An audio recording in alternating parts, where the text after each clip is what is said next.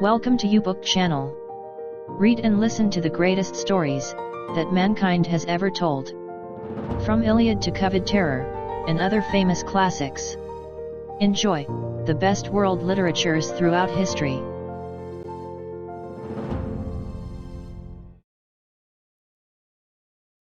Covid Terror. Copyright 2021 by Gerry de Cadiz. All rights reserved.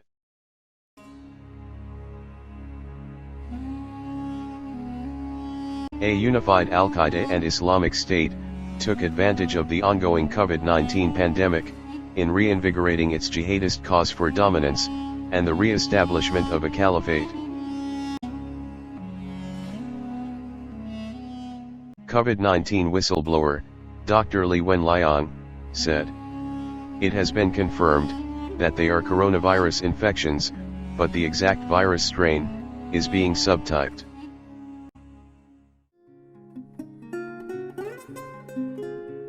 Covid Terror. Chapter 5. Gu Imperial Palace, Wuhan, Henan Province, China. November 17, 2019. Cixi was reading Sun Tzu's Art of War, in a comfortable lounge within the shaded portion of a manicured garden of the Imperial Palace in Wuhan.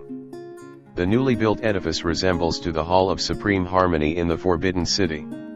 It was said that the Gu family who owned it, hired artists from the Imperial Museum in Beijing, to design the compound. A man in mid-60s approached.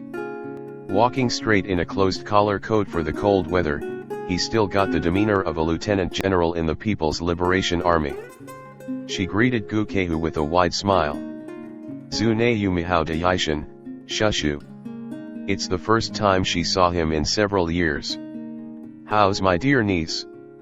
I just came from a business trip. Are they giving you the things you need here?" "Everything's fine, uncle." No one could ask for more, the friendliness and superb accommodation. "You're prettier than my cousin, Ishrath." Cixi heard it in many occasions, since the first time she set foot in this marvelous mansion. "Your mother and I attended school together in Karachi, when our family moved to Pakistan during the Cultural Revolution in the late 60s. We both came from an intelligentsia class, one of the primary targets of Mao Zedong's cronies, during the purge of capitalist and traditional elements in Chinese society. Our ancestors were implicated as revisionists by some rival business families." Her uncle's face always flashed disdain and hatred every time family ancestry comes to the discussion. "It cost a fortune to our grandparents to get the cooperation of some Red Guards, so that we can migrate outside this country for safety. Leave behind the past, uncle. Soon, people will know what true patriotism means. It's not about petty squabbles with leaders of capitalist countries, but more on staying true to the dictate of Maoism." General Gu turned his gaze to the center of the courtyard. Two Luxtouch-type pavers walkway bisected the great expanse. At the crossroad, a marble pedestal was recently erected. All his actions, even if most of the time unacceptable to the ruling elites in Beijing, are directed to the fulfillment of a higher revolutionary cause. Looking up to the mounted figure, he flicked a snappy salute to the pure gold life-size statue of Chairman Mao, the founder of the People's Republic of China. "You're right. We will let those jackals who are comfortably incubating in the Great Hall of the People see the triumph of the proletariat over the bourgeoisie class.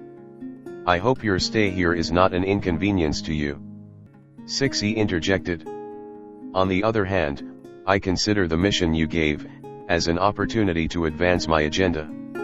I have my own story to tell, how the sons of devil treated me while incarcerated in their rotten facility, named MDC in Brooklyn. I am now on the final phase of designing the delivery system for the viral agent I brought with me." To move you out from WIV laboratory, we use the other gate through residential and private roads, before traversing the G4 Jinggang-Jiao Expressway.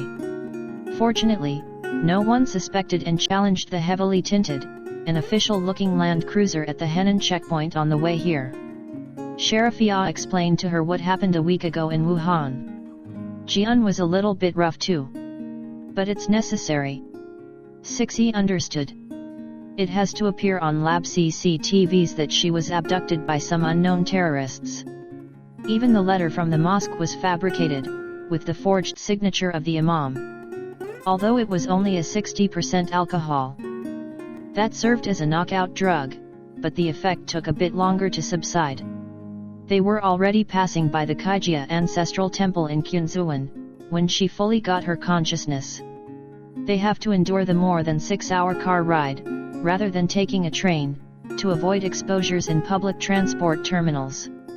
When Jian tuned into a secret police UHF radio channel, they learned that a bulletin had been issued, to search for a certain Pakistani professor assigned at Wuhan University, along with her accomplices, an Irish-looking lady and a muscular Chinese named Jian. Sharifia handed Sixi her things. I have the presence of mind to grab this metal canister in your bag, before we left the building. You're very efficient. I cannot do my job without the content of this canister, nor move around the world without the documents in this attaché case. The bag contains her passports, a Dell XPS laptop, some credit cards and IDs, as well as about $250,000 in hard currency. Back in the palace's main hall, Gu motioned Sixi to follow him to an anteroom.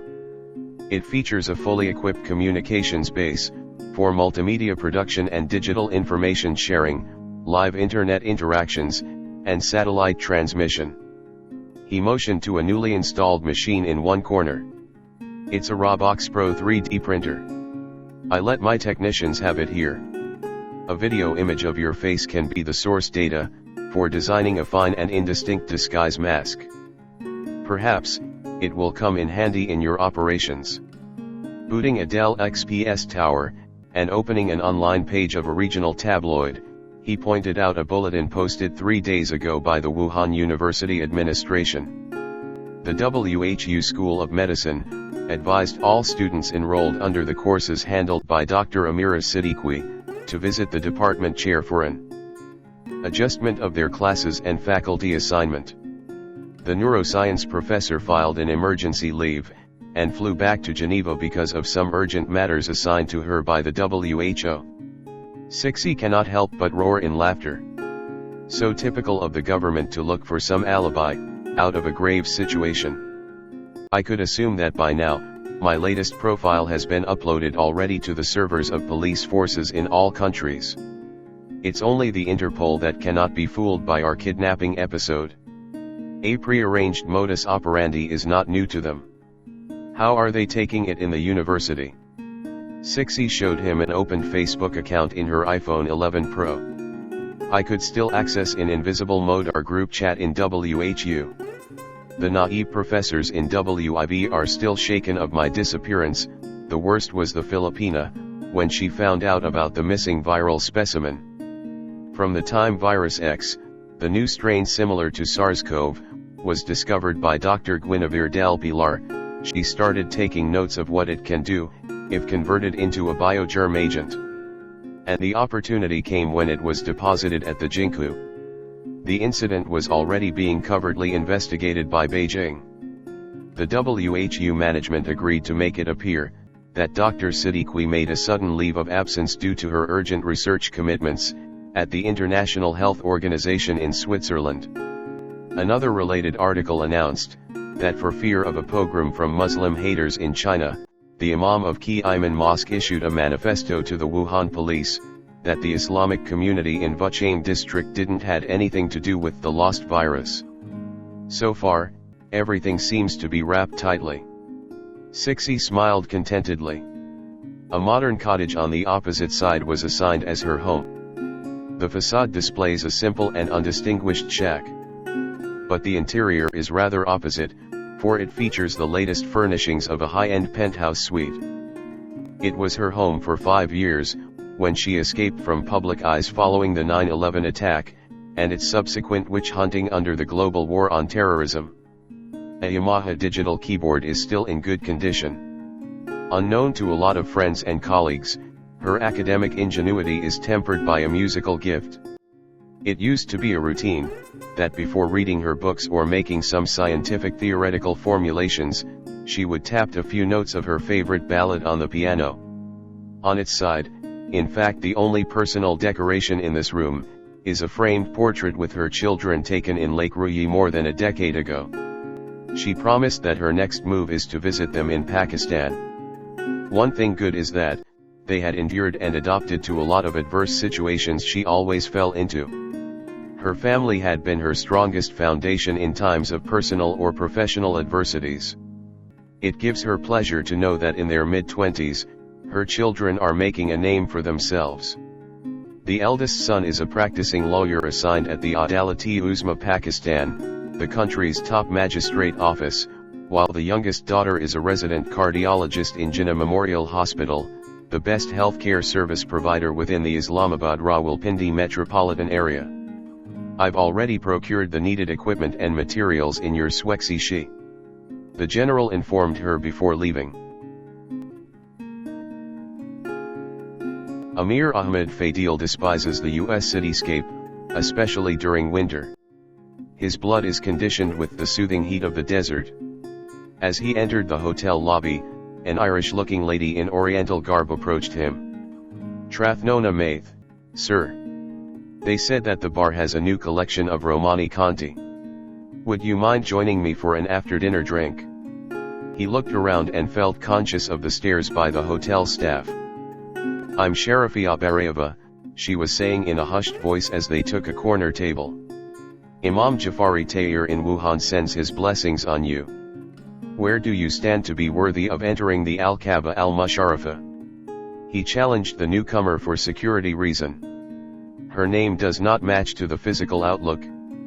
"Maqam Ibrahim," she countered, referring to the Islamic tradition, that Ibrahim is said to have stood on this stone during the construction of the upper parts of the Kaaba, raising Ismail on his shoulders for the uppermost parts. When Ahmed was finally assured that the lady truly came from the cleric, he subdued his initial reaction. "How is the holy brother?" "He's a bit concerned. Recruit Muharrab was apprehended by the People's Liberation Army the other day. That's why he sent me here personally, to give you a message. The Wuhan Ki Iman Mosque is under surveillance by authorities, so the Imam does not trust his phone or email, for fear of electronic interception or hacking. Is the community in Wuhan being harassed?" Ahmed's words were full of concern. Any link to his assumed identity in the West with jihadist forces must be subdued at all cost. Not yet, so far. But Imam Jafari said that he was approached by a former PLA officer. "Can you open your Sharif?" She gestured at his phone. He knows that there are CCTVs around the area. He picked up his phone and opened a direct file transfer app, before dialing a dummy number in the office. After a while, a text file appeared on his screen. He opened it. The Imam said a Chinese official wanted to talk with you. If you're interested, you must call not later than 11 o'clock tonight. For the benefit of eavesdroppers, their conversation turned to ordinary events in the Big Apple. After consuming a shot, she turned to leave. "I can boast now to my sisters, that I was able to sip the purest, most aristocratic, and most intense example of Pinot Noir you could possibly imagine." The suite's amenities offered little comfort. After discarding his coat and changing to the hotel robe, he took a stick of clear Havana cigar, and positioned himself in the veranda sofa. He wanted to clear his mind. Ahmed took a secured satellite phone, and dialed the number given by Sharafia. "Khalifa, the peace of Allah be with you. I am General Gukehu of the People's Liberation Army." A chill ran through his spine. Not only that the caller knows his true identity, but he is also a high-ranking official of the largest military in the world. To what do I owe the honor of being called by the PLA? Ahmed tries not to indicate the uneasiness in his voice. In fluent English, the man at the other end explained that he is now retired from the military, and had turned to certain profitable enterprise. "From my sources, You're known as an emir among your warriors, with an assumed identity to protect your cause. So, we both understood the sensitivity of our business. My apologies for using the Islamic leader in Wuhan to come to you. What do you offer? Ahmed suddenly demands. Better shot the fox right in the head, he thought. The Chinese ignored the question. Both Al-Qaeda and ISIS landed in your lap. You established a compact network around the world, and using the billions of dollars that bin Laden and al-Baghdadi left behind, you were able to enhance your changed identity, and live a life that is directly opposite to what you've been used to in the Middle East. However, the death of your top commanders, the unfavorable coverage of international media of your cause, and the multiple military setbacks you suffered from Afghanistan, Iraq, and Syria, make it difficult for you to show the world the justice and relevance of your cause. Ahmed replied in Quranic verse, Allah tells us, if we are patient and pious, the plot of the enemy cannot do any harm, even if he is powerful, as he says. You're putting in vain the vision of your patron, Osama bin Laden, that acquiring and using weapons of mass destruction is an Islamic duty, an integral part of jihad. The PLA officer reminded him of the legal opinion by the Muslim jurist, on a point of Islamic law, which sought to advise the general public on interpretation of Sharia, on the legitimacy of the people's struggle for a worthy end. Looking back in time, he received a small seed money of $200,000 from bin Laden, intended for a camp near Herat that specialized in manufacturing poisons. Ahmed was around when the General Emir of Al-Qaeda issued a fatwa against the US in February 23, 1998 in Afghanistan, saying, the ruling to kill the Americans and their allies, civilians and military, is an individual duty for every Muslim who can do it in any country, in which it is possible to do it. Then in 2010, he read from foreignpolicy.com an article assessing how far Al-Qaeda achieved its pursuit of developing weapons of mass destruction. Al-Qaeda seems to have failed in its mission to successfully detonate WMD due to its overpowering interest in such big casualty, big impression attacks. The organization has not pursued simpler, cheaper, and easier to use technologies, like crude toxins and poisons, with anything like the same fervor. To be sure, experimentation with and training in such agents was standard fare in Al-Qaeda's camps in Afghanistan before September 11. But bin Laden and his top associates left the initiative to lower-ranking planners and individual cells. Once, Zawahiri even cancelled a planned attack on the New York City subway, in lieu of something better that never materialized. The Chinese general is right, Ahmed thought. It's been nearly 2 decades after the 9/11 attack. Although the ongoing ISIS offensives in the Middle East caught the attention of the world, its subsequent series of defeats in the hands of the US-led coalition forces, and loss of territories, became a major blow to the rightfulness and acceptability of the caliphate, and the jihadist movement. Some of its adherents started to question the significance of their holy war. Something big has to be done, one that the world will never forget, at the same time, finally accomplish what thousands of brothers and martyrs had fought for, in the name of Allah. So, how can you help in the holy war? Ahmed wanted to conclude the talk. A 3-minute satellite phone conversation is too long enough to be intercepted and submitted to the CIA and the National Security Agency for forensic analysis. General Gu made a final offer. I have with me a novel strain of SARS-CoV. The virus is a potential biogerm agent to produce weapons of mass destruction that could operationalize your jihadist missions. Everyone knows that a biogerm agent is very volatile and unstable. Some of my warriors are scientists who can work on hantavirus, anthrax, botulinum bacteria, Ebola virus, and even Yersinia pestis. But a coronavirus is quite a different case. Aaron made known his technical inadequacy. I'm about to say that I can offer you an expert who is very proficient in modifying or enhancing your weapon, for a fee, of course. The general is most likely grinning to his heart's content, out of satisfaction on the other line. You know that in this kind of business, terms and conditions are strictly abided with. Investments are given top priority, in order to gain the intended returns. Ahmed felt that he must not be at a disadvantage in this deal. Of course, I'm aware of that. You don't have to talk about business with the Chinese. General Gu countered.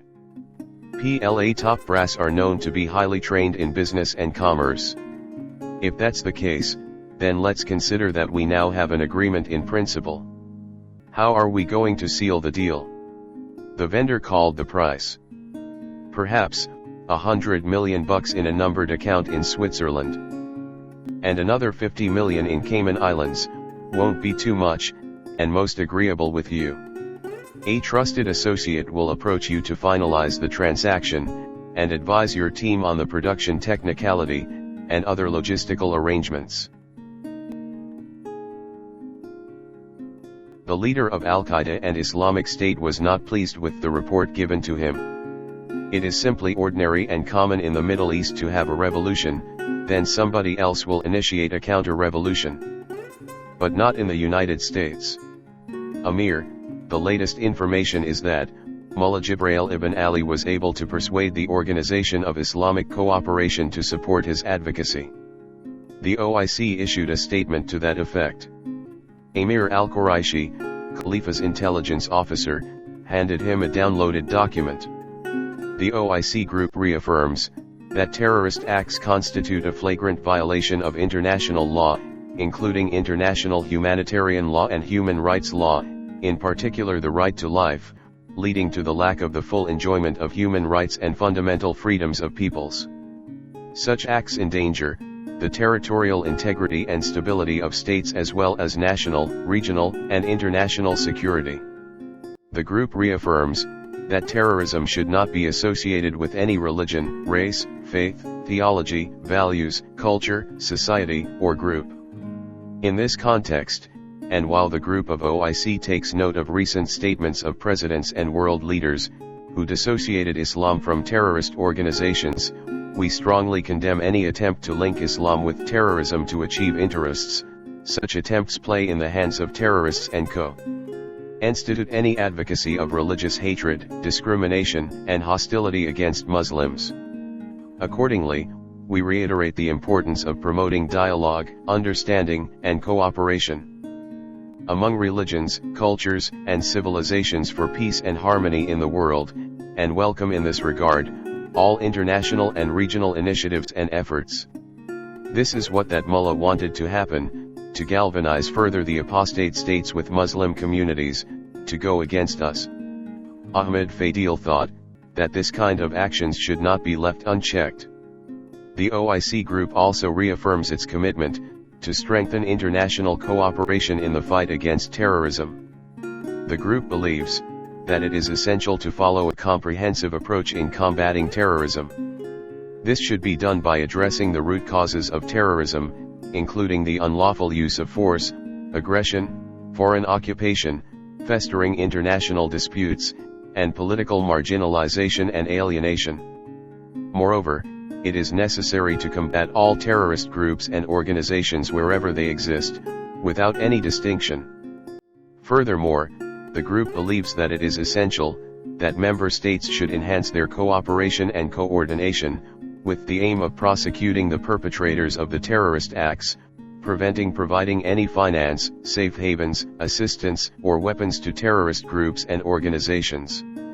It is also imperative to enhance the cooperation and coordination, to refute the narratives and ideologies of the terrorist groups and organization. We are not dealing with just one man. This is the entire OIC flexing its muscle. This is what the American infidels and Israeli Arab crusaders were waiting. We will be strangled, if nothing will be done against these counter-jihadists, and enemies of Allah, glorified is He. Is that an order, Amir? The operations officer, Abdul Najib, eagerly asked. Of course, with all the resources at your disposal. Ahmed saw the urgency of neutralizing the threat of Jibril ibn Ali poses to his planned caliphate. But their acts must be well planned and executed. Osama bin Laden, Abu Bakr al-Baghdadi and other jihadist leaders failed because of haphazard and poor planning of their activities. At the same time, their organizations were infiltrated with treasonous elements, contributing to a very high security risk and collapse of the top leadership. There is the proper way of waging jihad. The Muslims should consolidate their moral character and build their military might. With this, the Quran, at chapter 8, verse 60, signified that when the need arises, they can inflict the most effective damage to the enemy and be rewarded for the effort. Muster against them all the men and cavalry at your disposal, so that you can strike terror into the enemies of Allah, and of the believers and others besides them who may be unknown to you, though Allah knows them. And remember, whatever you spend for the cause of Allah, shall be repaid to you. You shall not be wronged. Jibril ibn Ali paused at the top of Mogul Bridge. The Chang'ai stream at night is so mesmerizing that makes it the popular hangout of local residents, and favorite destination of tourists in downtown Seoul.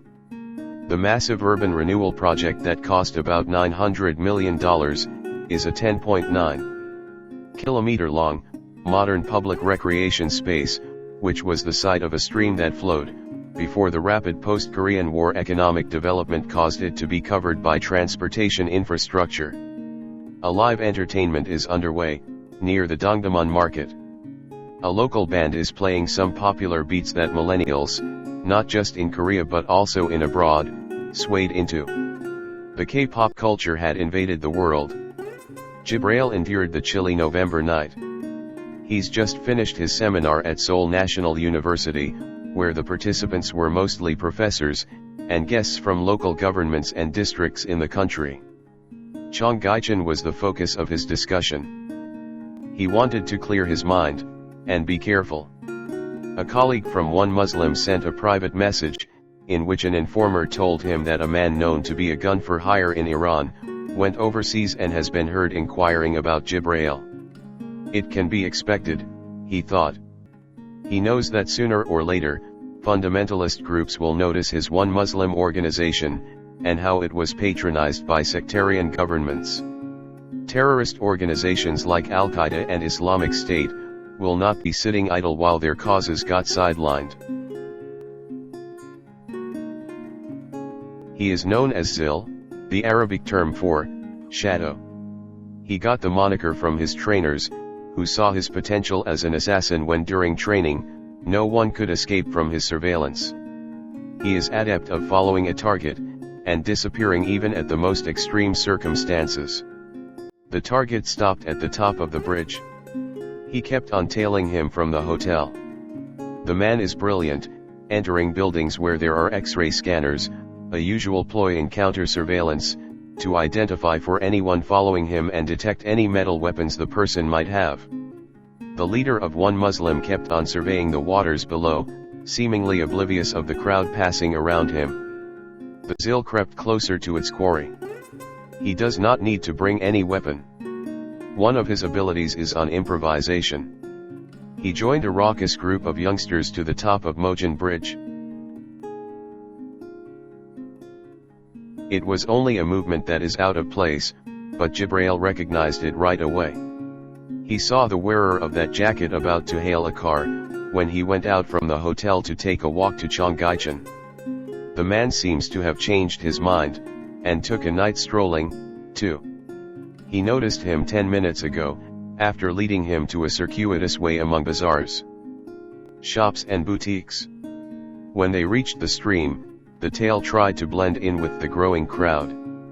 The cover was blown after Jibril stopped at the bridge, and the man suddenly got interested in examining in detail the lights lining the esplanade of the stream. This might be the Iranian who wants to get his autograph. The assassin joined a throng of young people up the bridge. When he was abreast, Jibril applied what his Israeli Krav Maga instructor taught them at West Point. A sudden turn to face the threat, and with lightning speed, a powerful thrust of the heel of his right palm to the nose, breaking the bone and pushing it inward, rupturing the nasal cavity and puncturing the frontal lobe of the enemy's brain. The noisy group did not even notice what happened, as Jibrail joined them to the other side of the bridge. Another minute had passed, before he heard some elderly couple shouting about a dead man on the bridge. The cold air assaulted the one Muslim founder and anti-terrorism advocate, as the assassin's lifeless body became surrounded by curious tourists. He walked leisurely back to his hotel. A phone from the assassin's pocket may give him a clue, who masterminded this lethal attempt to his life. Amira's study room is a biosafety level 3 laboratory, that was recently upgraded with the infusion of a Class 2 microbiological safety cabinet, to conduct all procedures involving infectious material. A Hitachi ultra-high-resolution scanning electron microscope capped the lab's capability to perform complex nanoscience studies. Her training at Johns Hopkins University in neuroscience and microbiology came into play when she modified this facility for optimum operations. Some well-placed connections of her uncle, and a considerable amount of loose dollars in friendly hands, make its procurement, transport, and installations possible, without the usual scrutiny of Beijing's Ministry of Health. Going online in her laptop, Sixi reviewed a recent article published by Dr. Guinevere Del Pilar in the International Journal of Virology. The paper contends that an evolved human coronavirus species was the other pathogen, aside from Y. pestis, which killed millions of victims in the later part of the Black Death. This theory is anchored on the fact that, lacking in proper scientific equipment to detect microorganisms, medieval scientists were hampered in finding out the actual causal agent of asymptomatic victims. Simply for convenience and out of ignorance, the assigned medicum plaga would always pronounce that the cause of death is plague. Going into the technicality of the research, the main contention of the paper disclosed innumerable concepts on how the HCoV-229E species mutated into the subgenus Sarbecovirus, the severe acute respiratory syndrome coronavirus, that the Philippines microbial geneticist had accidentally discovered. Aired recently in Italy. The human coronavirus, specifically the HCoV-229E species, is an enveloped, positive sense, single-stranded RNA virus that enters its host cell by binding to the APN receptor, which is responsible for the common cold.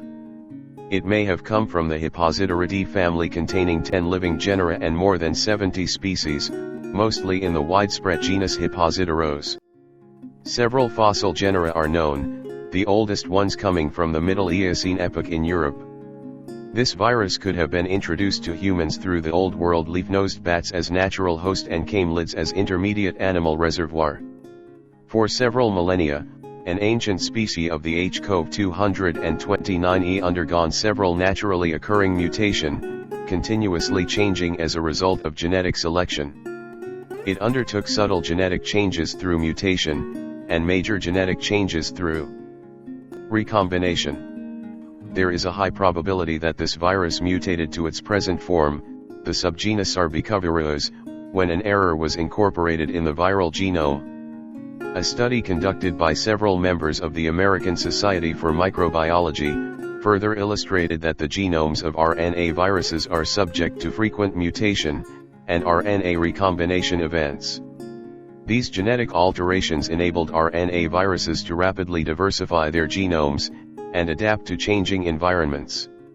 The generation of recombinant viruses by copy choice recombination has significant implications for the evolution of a viral quasi-species, escape from vaccine-induced protection, and the potential emergence of unique viral pathogens. It is also recommended that another test be done to determine if the HCoV-229E that leads to Sarbecovirus was a result of an exposure to specific chemicals or radiation. In many cases for similar species, these agents cause the DNA to break down.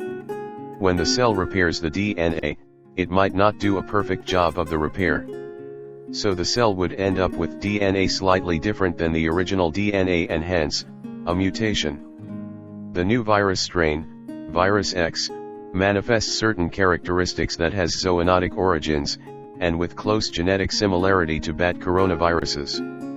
The virus is an envelope positive sense single-stranded RNA virus, that enters its host cell, by binding to the angiotensin-converting enzyme 2 receptor. A subspecie of HCOV229A, the direct progenitor of virus X, was produced by recombination within bats and then transmitted to camels. In 14th century Europe, camel meat is a prime commodity, which is reputedly deemed to be healthier than other red meats, such as beef and lamb. When the virus-infected camel meat was transported, say in the Italian peninsula, the virus spread, and acquired further mutations before spillover to humans. The emergence of coronavirus disease to humans, concurrently during the Y pestis pandemic in the Middle Ages, is coincidental. Hidden behind the obvious symptoms of the bubonic plague, and along with the rapid transmissibility and higher pathogenicity, characterized by asymptomatic indicators, made the virus X a brutal and merciless verdugo during the Black Death. Cixi was amused with the final statement in Gwen's research. The verdugo moniker for the virus X is rather apt and meaningful. It's a Filipino term for a deadly executioner or assassin, similar to Zi Xiao, Buro, Hainkier, Jalad, Boya, Shaki Shikohito, Silhengja, Carrasco, Palich, Verdugo, executioner in the world's major languages. So far, only a handful of scientists doing certain researches in microbiology or genetics knew of the novel virus by its clinical description. But in the coming days, she made a resolve that the verdugo will make its global debut as a manifested disease in humans, not through camels but from the most trafficked animal in the world today. The phone registry contains a contact number of a man named Ahmed Fadil based in the US. Jibrail's friend from the CIA informed him of the mobile device forensics they conducted to the smartphone that he retrieved from the assassin. But that could be an alias. We cannot pinpoint his exact address, and no official transactions like those in ATM can be determined, the agent continued. Only one thing is sure, that whoever sent to harm him is rich enough to finance a killer from halfway around the world just to keep him under surveillance, or do a hit when opportunity presents itself, Jibrail noted after the agent hung up. He read the facsimile of a field report, wherein Ahmed Fadil is linked to a character known only as Khalifa. According to the International Criminal Police Organization, the latter is deemed to be the one supervising the operations of international terrorist organizations. But the man is very secretive, and based on intelligence reports, the Khalifa is somewhere in the Western Hemisphere. He is living a life of opulence, disguise and sudden violence, and other tidbits mentioned him rubbing elbows with who's who in Washington, D.C. The killer was contracted for a $5 million bounty for the head of Jibrail. A very quick instinctual reaction, and powerful palm thrust to the nose, foiled the Iranian's ambition of becoming a famous multimillionaire assassin. Furin, the car will be ready in a short while. Sharifia signaled the time through the lab intercom.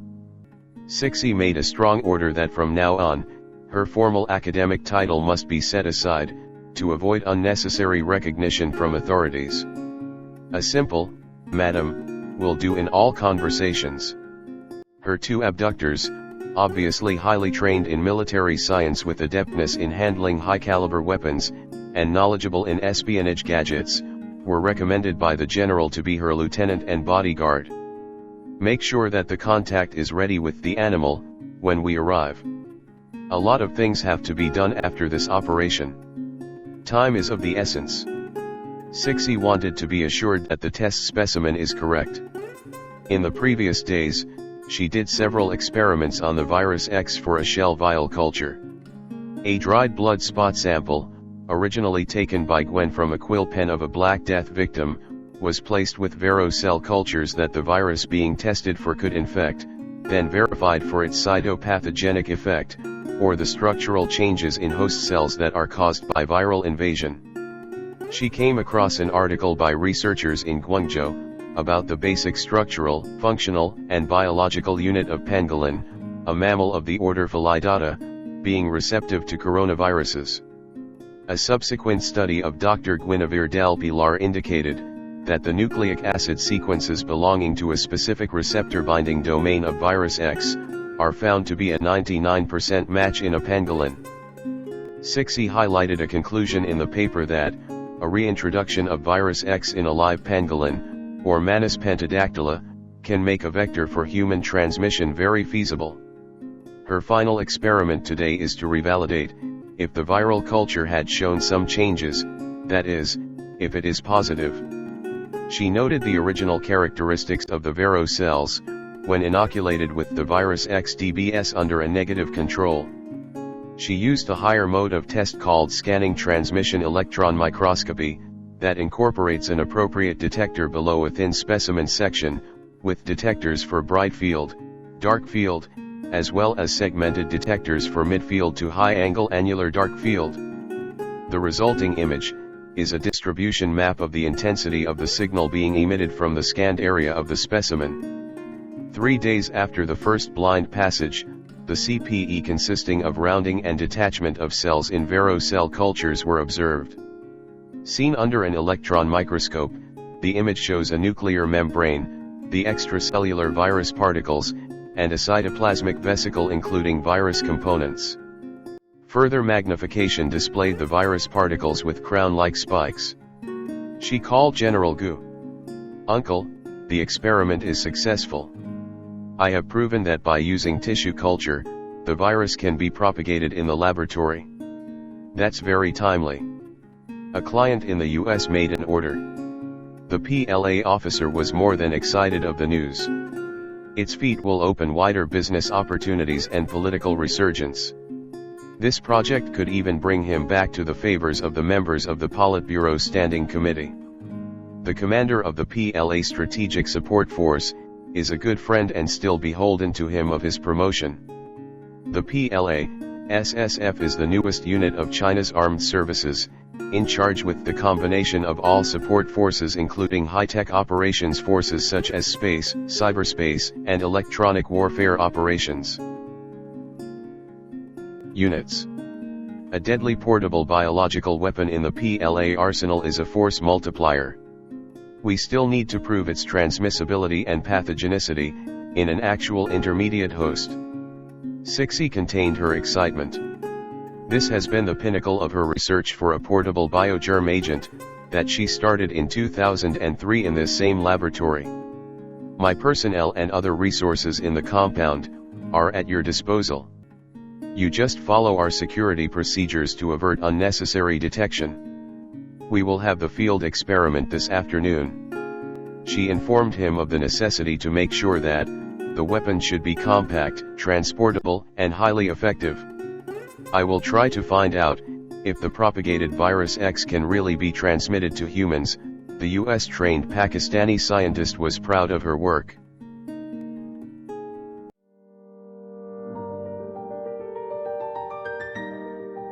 Thank you for watching. Write in the comments section for your request as to what book, usually from Project Gutenberg, you want us to feature in U-Book channel. Click like to boost the rating of U-Book channel, make a comment for us for the improvement of our services, and share this video to your friends, with the copyright intact. Please click subscribe, and hit the bell button to be notified of new uploads from U-Book channel.